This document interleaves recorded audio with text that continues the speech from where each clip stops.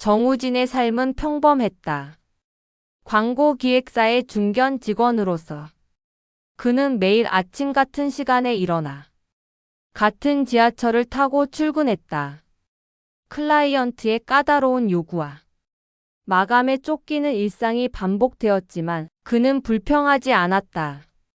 삶이란 원래 그런 것이라 여겼고 그 안에서 작은 행복을 찾는 것이 어른의 방식이라 믿었다. 그런 그에게 강서연은 예상치 못한 선물 같은 존재였다. 회사 근처 카페에서 우연히 마주친 그녀는 따뜻한 미소를 가진 여자였다. 서연은 초등학교 교사였고 아이들을 가르치는 일에 진심 어린 열정을 쏟아붓는 사람이었다.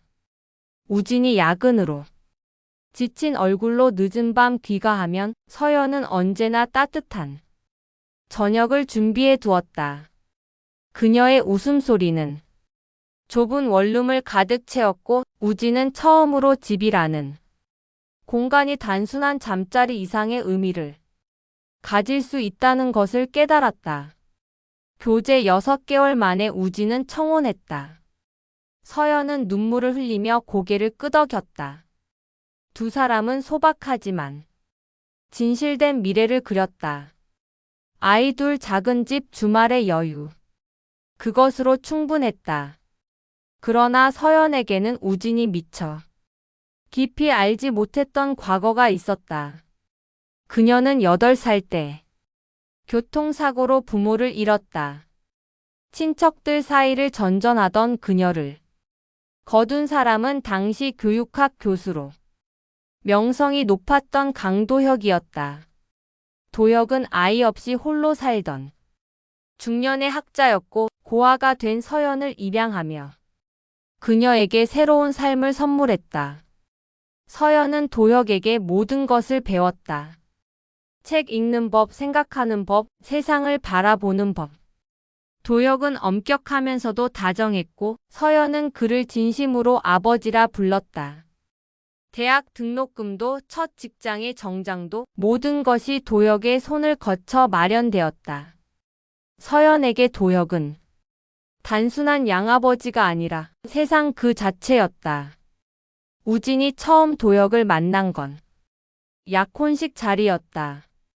60대 초반의 도혁은 세련된 회색 정장을 입고 나타났다. 그는 침착하고 점잖은 목소리로 우진에게 말했다. 서연을 부탁한다고. 그녀가 얼마나 소중한 존재인지 알아달라고. 우진은 고개를 숙이며 약속했다. 평생 그녀를 아끼고 지키겠다고. 하지만 그날 우진은 묘한 위화감을 느꼈다. 서연과 도혁이 나누는 눈빛이 너무 자연스러웠다. 말을 하지 않아도 서로를 이해하는 듯한 그 공기. 손을 내밀 때 거리감 없는 친밀함. 아버지와 딸이라는 관계로 설명하기엔 어딘가 미묘하게 어긋난 무언가가 있었다. 그러나 우진은 스스로를 다독였다. 20년 가까이 함께 산 가족이라면 당연한 일이라고. 자신이 예민하게 구는 것일 뿐이라고. 결혼식은 봄날의 호텔 정원에서 열렸다. 벚꽃이 흩날리는 오후 서연은 순백의 드레스를 입고 우진의 손을 잡았다. 하객들의 박수 소리가 울려 퍼졌고 도혁은 앞자리에서 조용히 미소 지었다. 그 미소는 축복처럼 보였지만 어딘가 슬픔이 섞여 있는 듯했다. 우진은 그것을 눈치채지 못했다. 그저 자신의 행복에만 집중했다. 신혼의 시작은 달콤했다. 작은 아파트에서 시작된 두 사람의 생활은 평범하지만 충만했다. 서연은 매일 아침 도시락을 싸주었고 우진은 퇴근길에 서연이 좋아하는 딸기를 사들고 돌아왔다.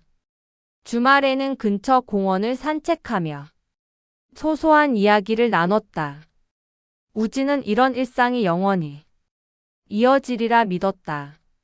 하지만 결혼석 달째부터 도혁의 방문이 잦아지기 시작했다. 처음엔 일주일에 한 번, 그 다음엔 사흘에 한 번, 어느새 거의 매일 저녁 식탁에 도혁의 자리가 놓였다. 그는 언제나 정중했고 우진을 불편하게 하지 않으려 애썼다. 하지만 그 존재 자체가 서서히 부부의 공간을 잠식해갔다. 우진은 불편함을 느끼면서도 내색하지 못했다. 서연의 양아버지이자 은인인 사람에게 어떻게 방문을 자제해달라 말할 수 있겠는가. 더구나 서연은 도혁이 올 때마다 눈에 띄게 밝아졌다. 그녀는 아버지 앞에서 더 많이 웃었고 더 많이 말했다. 우진은 그 모습을 보며 자신이 질투하는 것인지 아니면 정말로 무언가 잘못되어가는 것인지 알 수 없었다. 그렇게 첫 번째 계절이 지나갔다. 봄의 벚꽃은 여름의 녹음으로 다시 가을의 단풍으로 변해갔다. 그리고 세 사람의 관계 속에는 아무도 이름 붙이지 않은 균열이 천천히 뿌리를 내리고 있었다. 우진은 그것을 느끼면서도 외면했다. 때로는 모르는 것이 차라리 나을 때가 있다고 스스로를 설득하며 결혼 1년이 지나자 우진은 자신의 집이 더 이상 자신만의 공간이 아니라는 사실을 받아들여야 했다. 도혁의 방문은 이제 예고 없이 이루어졌다. 퇴근 후 현관문을 열면 거실 소파에 도혁이 앉아 신문을 읽고 있는 풍경이 낯설지 않게 되었다. 서연은 그때마다 부엌에서 저녁을 준비하며 흥얼거렸고 우진은 어색한 미소를 지으며 인사를 건넸다. 식탁은 언제나 세 사람의 것이었다. 우진과 서연 그리고 도혁. 마주 보는 자리가 아니라 삼각형을 이루는 배치. 대화의 중심은 자연스럽게 도혁과 서연 사이에서 형성되었다. 그들은 우진이 알지 못하는 과거의 기억들을 나눴다. 서연이 중학생 때 겪었던 일화, 대학 시절의 에피소드, 함께 다녀온 여행지의 추억. 우진은 그 대화에 끼어들 틈을 찾지 못한 채 젓가락만 움직였다. 어느 날 밤, 우진은 조심스럽게 서연에게 물었다. 아버지가 너무 자주 오시는 것 같다고. 혹시 본인들만의 시간이 필요하지 않으신지 여쭤봐도 되겠냐고. 서연은 잠시 놀란 표정을 지었다가 곧 이해한다는 듯 고개를 끄덕였다. 그녀는 우진의 손을 잡으며 미안하다고 말했다. 아버지가 요즘 많이 외로워하신다고 조금만 참아달라고. 우진은 더 이상 말하지 못했다. 서연의 눈에 어린 간절함이 그의 입을 막았다. 하지만 상황은 나아지지 않았다. 오히려 더 깊어졌다. 주말마다 서연은 도혁과 함께 외출했다. 미술관, 공연장, 산책로. 처음에는 우진도 함께 가자는 제안을 받았지만 그는 자신이 그 공간에서 이방인처럼 느껴진다는 것을 알았다. 두 사람 사이에는 20년의 역사가 있었고 우진은 겨우 1년의 시간을 가진 외부인에 불과했다. 서연의 휴대폰에서 알림이 울릴 때마다 우진은 긴장했다. 그것이 도혁의 메시지라는 것을 본능적으로 알았기 때문이다. 서연은 화면을 보자마자 표정이 밝아졌고 재빨리 답장을 보냈다. 그 순간만큼은 우진이 옆에 있다는 사실조차 잊은 듯했다. 우진은 그 모습을 보며 자신이 질투하는 것인지 아니면 정당한 불안을 느끼는 것인지 구분할 수 없었다. 여름이 지나고 가을이 왔다. 결혼기념일이 다가왔지만 서연은 그날 도혁과 약속이 있다고 했다. 중요한 행사라서 빠질 수 없다고. 우진은 이해한다고 말했지만 그날 밤 혼자 맥주를 마시며 텔레비전을 바라보던 자신의 모습이 초라하게 느껴졌다. 자정이 넘어 돌아온 서연은 피곤한 얼굴로 곧바로 침실로 들어갔다. 미안하다는 말도 고맙다는 말도 없었다. 우진은 서연의 행동 패턴을 관찰하기 시작했다. 의도한 것은 아니었다. 그저 자연스럽게 눈에 들어왔다. 서연은 도혁과 통화할 때 목소리가 달라졌다. 더 부드럽고 더 친밀하고 더 살아있었다. 반면 우진과 대화할 때는 습관적인 다정함만이 남아있었다. 그것은 사랑이 아니라 의무처럼 느껴졌다. 어느 토요일 오후 우진은 우연히 서연이 노트북을 보게 되었다. 화면은 꺼지지 않은 채 메신저 창이 열려 있었다.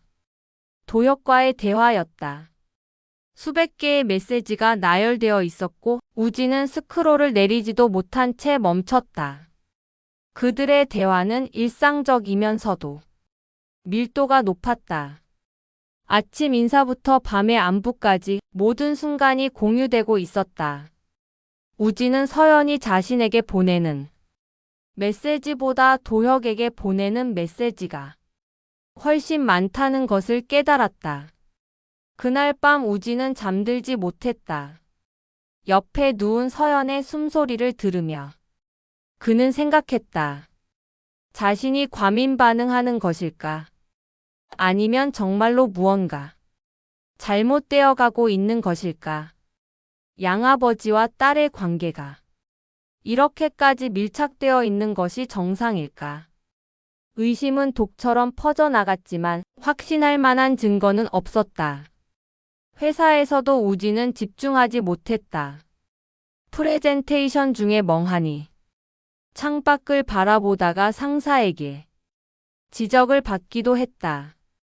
동료들은 그가 무언가 고민이 있는 것 같다고 물었지만 우진은 아무것도 아니라고 답했다. 어떻게 설명할 수 있겠는가? 아내와 장인의 관계가 의심스럽다는 말을. 계절은 깊어졌고 우진의 불안도 함께 깊어졌. 어느 날 저녁 도혁이 또다시 방문했을 때 우진은 그들을 관찰했다. 서연이 도혁에게 차를 건네는 손길, 도혁이 서연의 어깨를 스치는 순간의 자연스러움, 웃음을 나눌 때의 눈빛. 그 모든 것이 우진에게는 낯설면서도 두려운 친밀함으로 다가왔다. 그날 밤 우진은 화장실 거울 앞에 섰다. 거울 속의 자신은 지쳐 보였다. 언제부터 이렇게 수척해졌을까? 그는 세면대를 움켜쥐고 깊게 숨을 들이쉬었다. 무언가가 잘못되고 있다는 확신이 들었지만 그것이 무엇인지 정확히 알 수 없었다. 아니, 어쩌면 알고 싶지 않은 것인지도 몰랐다. 진실은 때로 독이 되고 의심은 관계를 갉아먹는다. 우진은 그 사이 어딘가에서 표류하고 있었다. 그리고 그가 알지 못하는 곳에서 서연과 도혁의 관계는 이미 돌이킬 수 없는 선을 넘어서고 있었다. 그날은 우진에게 중요한 날이었다. 대형 광고주와의 최종 프레젠테이션이 예정되어 있었다. 3개월간 준비한 기획안을 발표하고 계약 체결까지 이어질 수 있는 자리. 하지만 우진의 머릿속은 온통 서연과 도혁의 일로 가득했다. 회의실에서 발표하는 동안에도 클라이언트의 질문에 답하는 순간에도 그의 의식은 끊임없이 다른 곳으로 흘러갔다.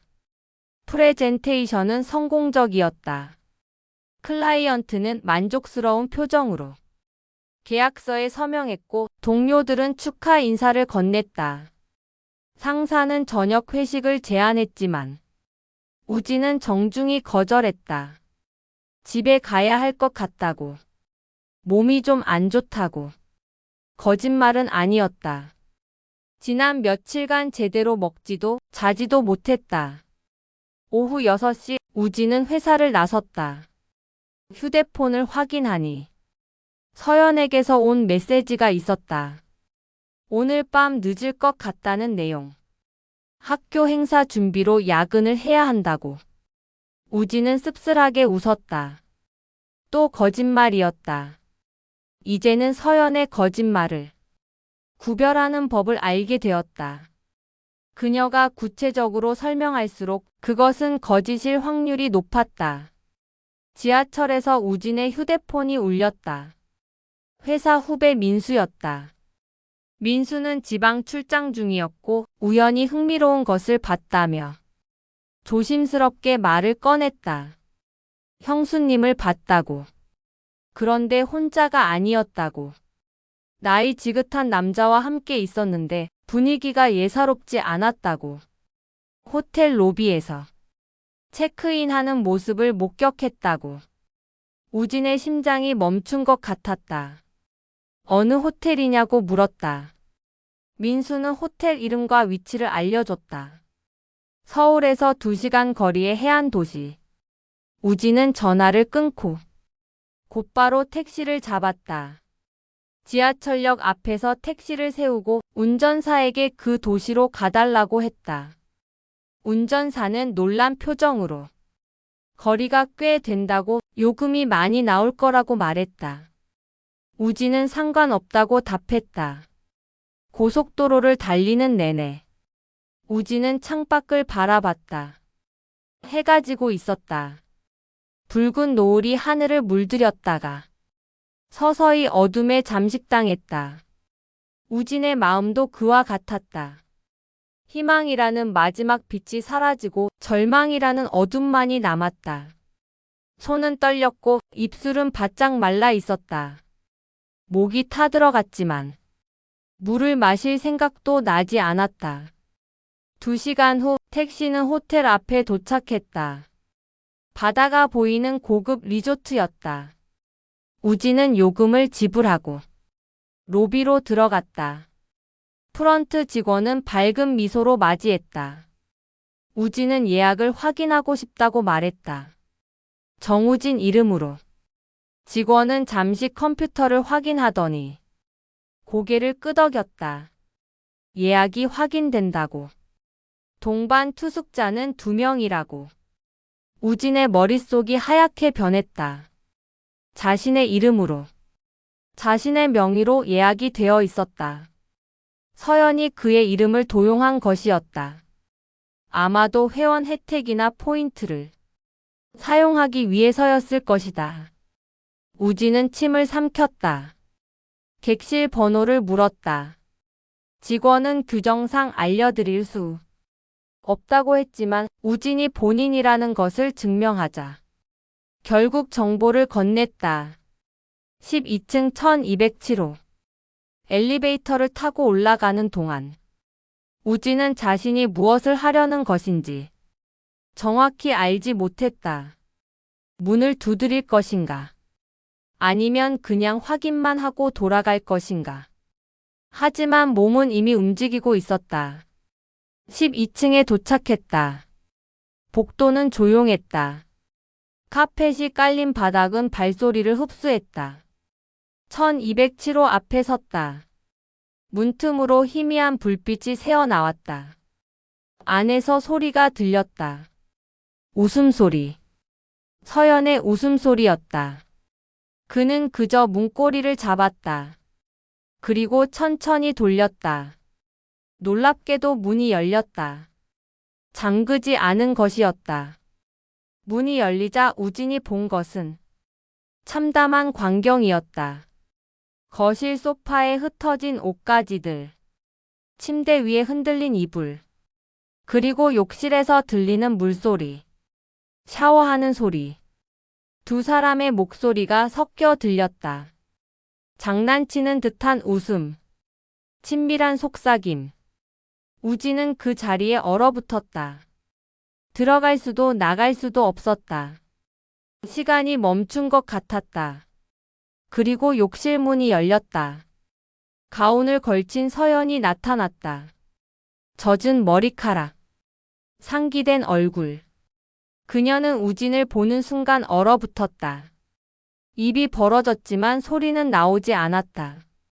이어서 도혁이 나타났다. 그 역시 가운을 입고 있었다.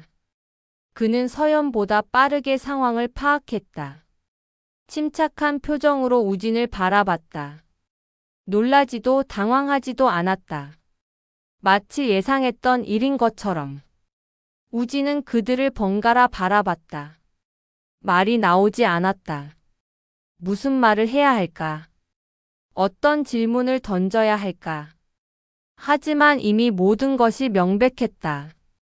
질문도 대답도 필요 없었다. 침대 위의 흔적, 흩어진 옷, 샤워를 함께 한 두 사람. 양아버지와 딸이라는 관계는 완전히 무너져 있었다. 서연이 입을 열었다. 우진아라고. 그 이름을 부르는 목소리는 떨리고 있었다. 하지만 우진은 듣고 싶지 않았다. 그는 고개를 저으며 뒤로 물러섰다. 서연이 다가오려 했지만 우진은 손을 들어 제지했다. 가까이 오지 말라고. 더 이상 아무 말도 하지 말라고. 우진은 돌아섰다. 복도로 나왔다. 문이 닫혔다. 그는 엘리베이터를 향해 걸었다. 다리가 후들거렸지만 넘어지지 않았다. 엘리베이터 버튼을 눌렀다. 문이 열렸다. 들어갔다. 문이 닫혔다. 그제야 우진의 무릎이 꺾였다. 그는 엘리베이터 바닥에 주저앉았다. 로비에 도착했을 때 우진은 간신히 일어섰다. 프런트 직원이 괜찮으냐고 물었지만 우진은 대답하지 않았다. 호텔 밖으로 나왔다. 밤바람이 차가웠다. 바다 냄새가 났다. 파도 소리가 들렸다. 우진은 주차장 한쪽에 서서 하늘을 올려다봤다. 별이 보였다. 아름다운 밤이었다. 하지만 우진의 세계는 이미 무너지고 있었다. 그날 밤 우진은 근처 모텔에서 혼자 밤을 보냈다. 잠들지 못했다. 눈을 감으면 그 장면이 떠올랐다. 침대 옷까지 그들의 웃음소리. 우진은 베개에 얼굴을 묻었다. 소리내어 울지는 않았다. 그저 조용히 깊이 무너져 갔다. 새벽 5시 우진은 모텔 침대에서 일어났다. 잠들지 못한 밤이었다. 거울 속 자신의 얼굴은 낯설었다. 눈은 충혈되어 있었고 입술은 바짝 말라 있었다. 그는 세면대에 찬물을 받아 얼굴을 씻었다. 차가운 물이 피부를 때렸지만 정신이 돌아오지는 않았다. 우진은 결심했다. 끝까지 확인해야 했다. 어젯밤 본 것으로는 부족했다. 그는 완전한 진실을 원했다. 아니, 어쩌면 스스로를 완전히 부숴버릴 결정적 증거를 찾고 있는지도 몰랐다. 돌이킬 수 없는 선을 넘고 싶었다. 호텔로 다시 돌아갔다. 이른 아침 로비는 한산했다. 프런트에는 어젯밤과 다른 직원이 있었다. 우진은 자신의 신분증을 보여주며 1207호 객실키를 요청했다. 예약자 본인이라는 것을 증명했다. 직원은 아무런 의심 없이 키카드를 건넸다. 엘리베이터를 타고 12층으로 올라갔다. 복도는 조용했다. 이른 아침에 호텔은 죽은 듯 고요했다. 1207호 앞에 섰다. 손이 떨렸지만 우진은 키카드를 문에 갖다 댔다. 경쾌한 소리와 함께 문이 열렸다. 안으로 들어서자 우진이 본 것은 어제보다 더 적나라한 현실이었다. 거실 테이블 위에는 와인잔 2개가 놓여 있었다. 립스틱 자국이 선명하게 남아 있었다. 소파에는 서연의 원피스가 구겨진 채 던져져 있었고 그 옆에는 도혁의 재킷이 놓여 있었다. 우진은 천천히 침실로 걸어갔다. 침대는 완전히 흐트러져 있었다. 이불은 바닥에 반쯤 떨어져 있었고 베개는 사방으로 흩어져 있었다. 시트에는 두 사람이 남긴 흔적이 역력했다. 우진은 그 광경을 바라보며 숨을 들이쉬었다. 폐가 타는 것 같았다. 욕실로 향했다. 문이 반쯤 열려 있었다. 안에서 샤워 소리가 들렸다. 우진은 문을 밀고 들어갔다. 김이 가득한 욕실. 투명한 샤워부스 안에 두 사람이 있었다. 서연과 도혁. 그들은 서로를 안고 있었다. 물줄기가 두 사람의 몸을 타고 흘러내렸다. 서연이 먼저 우진을 발견했다. 그녀의 눈이 커졌다. 비명을 지르려 했지만 소리는 나오지 않았다. 도혁이 돌아봤다. 그는 서연을 자신의 뒤로 숨겼다. 보호하려는 본능적 행동. 양아버지가 아니라 연인으로서의 행동이었다. 우진은 말없이 그들을 바라봤다. 시간이 멈춘 것 같았다. 샤워 소리만이 욕실을 채웠다. 김이 계속 피어올랐다. 우진의 안경에 김이 서렸지만 그는 닦지 않았다. 흐릿하게 보이는 것이 차라리 나았다. 도혁이 샤워를 멈췄다. 수도꼭지를 잠갔다. 정막이 흘렀다. 그는 욕실 문 옆에 걸린 가운을 집어들었다. 먼저 서연에게 입혔다. 그리고 자신도 가운을 걸쳤다. 모든 동작이 자연스러웠다. 수없이 반복해온 것처럼.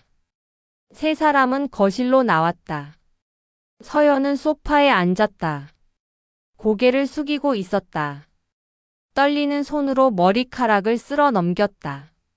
도혁은 창가에 섰다. 바다를 바라보고 있었다. 침착한 표정이었다. 우진은 그들 사이에 서 있었다. 세 사람의 삼각관계. 하지만 우진만이 외부인이었다. 우진은 천천히 방 안을 둘러봤다. 테이블 위에 와인잔. 바닥의 옷가지. 침실에 흔들린 침대. 모든 것이 증거였다. 그는 서연의 가방을 집어들었다. 안에서 피임약 케이스를 꺼냈다. 반쯤 비어 있었다. 계획적이고 지속적인 관계였다는 증거. 서연이 고개를 들었다. 그녀의 눈에는 눈물이 고여 있었다. 하지만 우진은 동정심을 느끼지 못했다. 그 눈물이 진짜인지 가짜인지 더 이상 알 수 없었다. 믿었던 모든 것이 거짓이었다. 사랑도 결혼도 가족도. 우진은 침실로 다시 들어갔다. 침대 옆 서랍을 열었다. 안에는 더 많은 증거가 있었다. 콘돔 상자. 반쯤 사용된 것. 그리고 사진 한 장. 서연과 도혁이 함께 찍은 사진. 해변에서 찍은 것 같았다. 두 사람은 껴안고 있었다. 연인처럼. 사진 뒷면에는 날짜가 적혀 있었다. 우진과 서연이 결혼하기 석 달 전이었다. 우진의 손에서 사진이 떨어졌다. 결혼 전부터. 이미 그 전부터 두 사람은 그런 관계였던 것이다. 우진과의 결혼은 무엇이었나? 위장이었나? 아니면 단순히 세상의 눈을 피하기 위한 방패막이었나? 서연은 처음부터 우진을 사랑하지 않았던 것이다. 우진은 거실로 돌아왔다. 도혁이 여전히 창가에 서 있었다. 햇살이 그의 얼굴을 비췄다. 그는 늙어 보였다. 하지만 후회하는 표정은 아니었다. 오히려 체념한 듯한 평온함이 있었다. 마치 이 순간을 예상했고 받아들일 준비가 되어 있다는 듯. 서연이 일어섰다. 우진에게 다가오려 했다. 하지만 우진은 뒤로 물러섰다. 더 이상 그녀의 손길을 받고 싶지 않았다. 그녀가 만진 모든 것이 더럽게 느껴졌다. 자신의 몸도 자신의 집도 자신의 삶도. 우진은 주머니에서 결혼 반지를 꺼냈다. 어젯밤 모텔에서 뺀 것이었다. 그는 그것을 바닥에 던졌다. 반지가 딱딱한 타일 바닥에 부딪혀 또르륵 굴러갔다. 그 소리가 유난히 크게 들렸다. 서연이 작은 비명을 냈다. 우진은 그들에게 등을 돌렸다. 문을 향해 걸었다. 서연이 그의 이름을 불렀다. 우진아, 우진아. 하지만 우진은 돌아보지 않았다. 문을 열었다. 복도로 나섰다. 문이 닫혔다. 서연의 울음소리가 문 너머로 희미하게 들렸다. 하지만 그것도 곧 사라졌다. 엘리베이터 안에서 우진은 거울에 비친 자신을 봤다. 눈물 한 방울 흐르지 않는 얼굴. 표정 없는 얼굴. 그는 자신이 죽어가고 있다는 것을 알았다. 육체는 살아있지만 내면은 이미 무너져 내리고 있었다. 로비를 나섰다. 아침 해가 떠올랐다. 밝은 햇살이 바다를 비췄다. 파도가 부서졌다. 사람들이 조깅을 하고 있었다. 평범한 아침 풍경. 하지만 우진의 세계는 더 이상 평범하지 않았다. 우진은 해변으로 걸어갔다. 모래사장에 앉았다. 파도가 밀려왔다 밀려갔다. 반복되는 움직임. 우진은 그것을 멍하니 바라봤다. 바람이 불었다. 차가웠다. 하지만 아무것도 느껴지지 않았다. 감각이 사라지고 있었다. 얼마나 시간이 흘렀을까? 해가 높이 떠올랐다. 우진은 일어섰다. 주머니에서 휴대폰을 꺼냈다. 서연에게서 수십 통이. 부재중 전화가 있었다. 문자 메시지도 수십 개. 하지만 우진은 읽지 않았다. 그는 전화기를 바다를 향해 던졌다. 휴대폰이 포물선을 그리며 날아갔다. 그리고 파도 속으로 사라졌다. 이제 연락할 방법도 없었다. 우진은 돌아설 곳도 돌아갈 이유도 없었다. 그는 그저 걸었다. 어디로 가는지도 모른 채. 발이 닿는 대로. 그렇게 그의 절정은 소리 없이 무너져 내렸다. 새벽 공기는 얼음처럼 차가웠다. 아무도 없는 거실, 창문에 비친 우진의 얼굴은 더 이상 사람이 아니라 그림자였다. 집 안 곳곳은 정돈되어 있었지만 정작 이 집의 주인은 이미 존재하지 않았다. 무너진 건 벽이 아니라 그 안에 있던 관계였다. 한때 사랑이라 불렸던 것은 이제 비열한 균열에 잔해만을 남기고 있었다. 서연과 양아버지의 관계는 단순한 일탈이 아니었다. 이미 오래전부터 촘촘하게 얽혀있던 비밀이었다. 우진이 그 사실을 완전히 깨달았을 때 그는 이미 돌이킬 수 없는 곳에 서 있었다.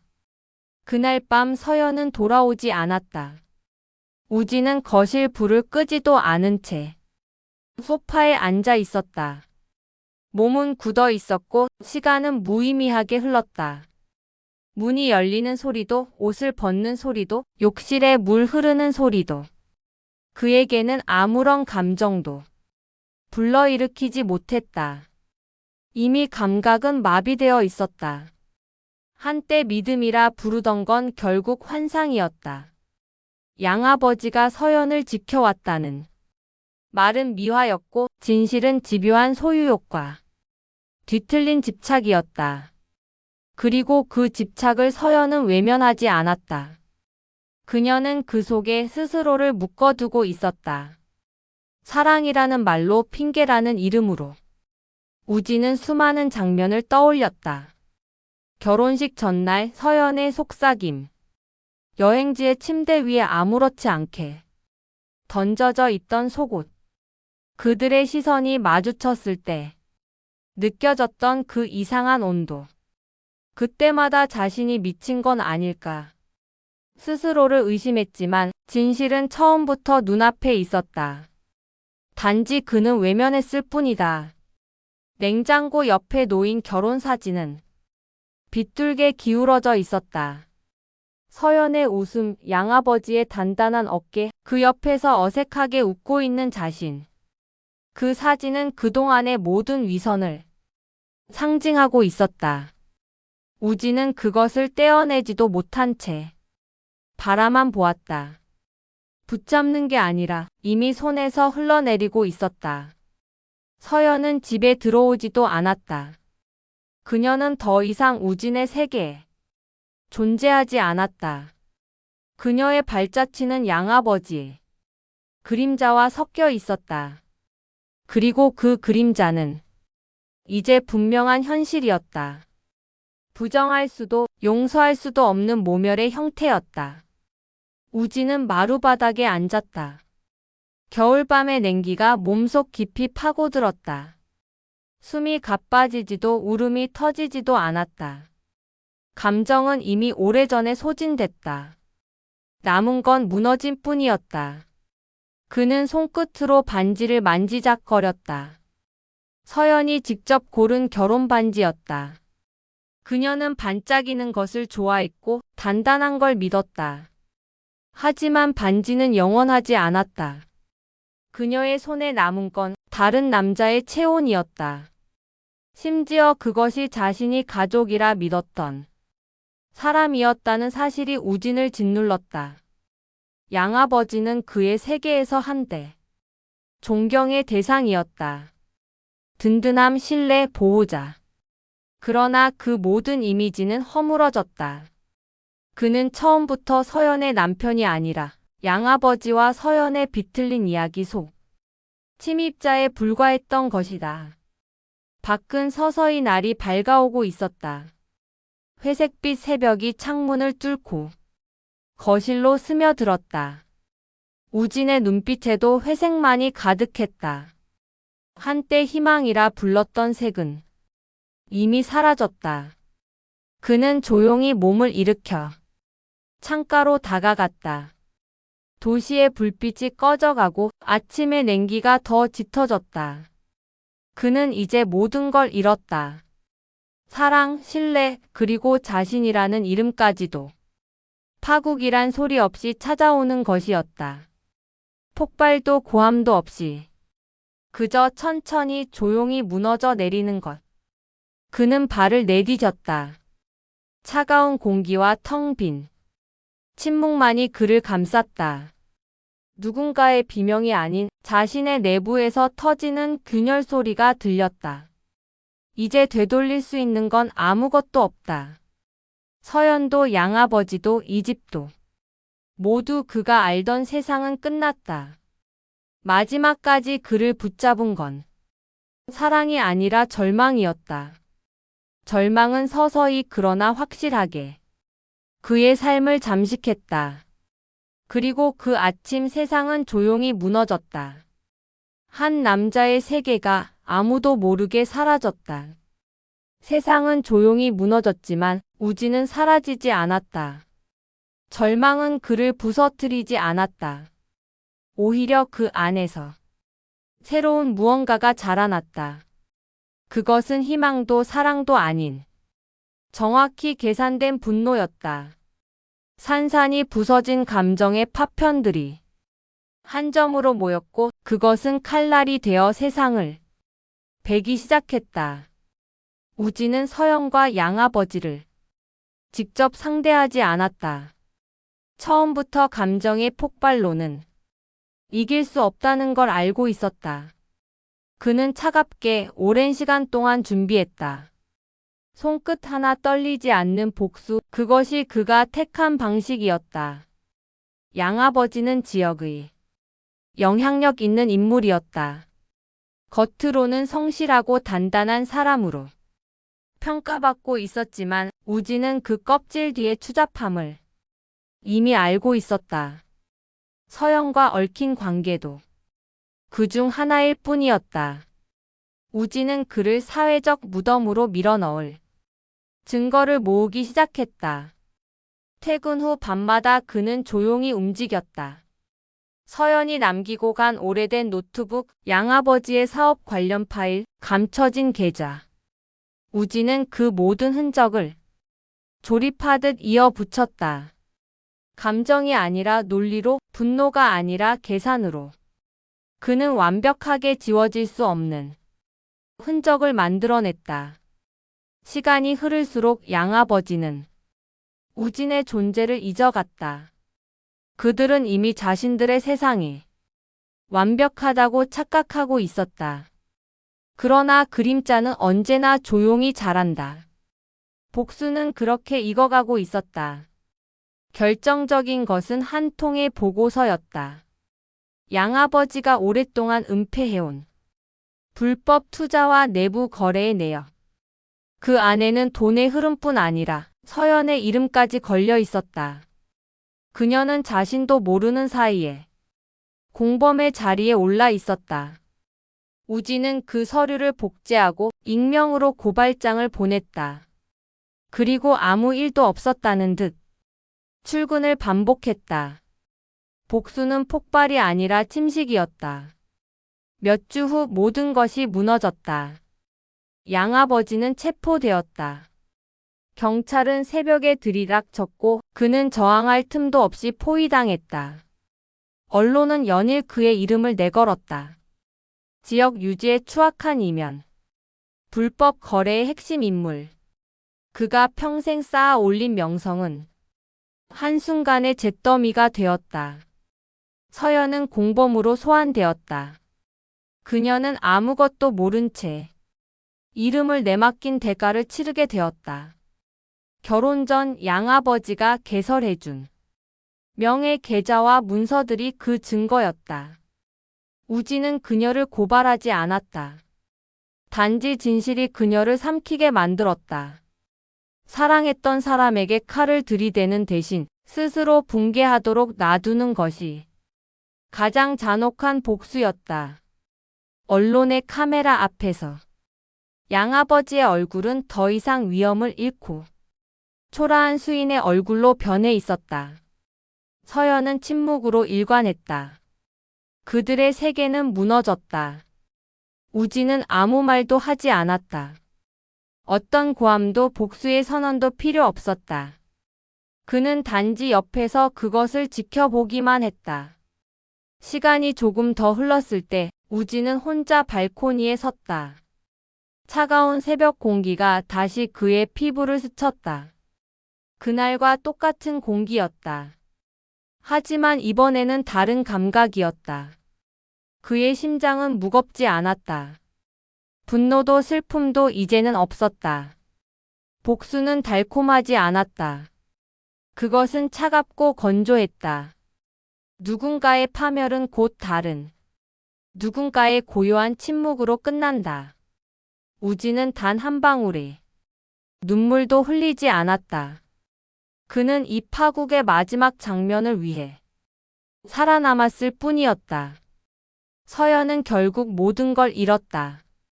가족도 사회적 지위도 남은 명성도. 양아버지는 짙은 수치 속에 이름이 지워졌다. 그리고 우진은 남았다. 그는 이 잿더미 위에서 홀로 숨을 쉬고 있었다. 어쩌면 그것이 그의 가장 잔혹한 승리였다. 세상은 다시 평온해졌다. 아무 일도 없었던 것처럼 아침은 밝았다. 그러나 그 밝음은 따뜻하지 않았다. 우진의 내면은 이미 얼어붙어 있었다. 복수는 그를 구원하지 않았다. 다만 그를 다른 인간으로 만들어 놓았다. 이제 그는 다시 걸음을 옮겼다. 뒤돌아보지 않았다. 그가 무너뜨린 것은 그들만의 세계였지만 사실 가장 깊이 무너진 건 자신이었다. 그럼에도 불구하고 그는 한 가지는 분명히 알고 있었다. 이 복수만큼은 완벽했다고. 잔인하고 차갑고 되돌릴 수 없게. 그리고 그건 세상 어떤 사랑보다 강력한 힘이었다.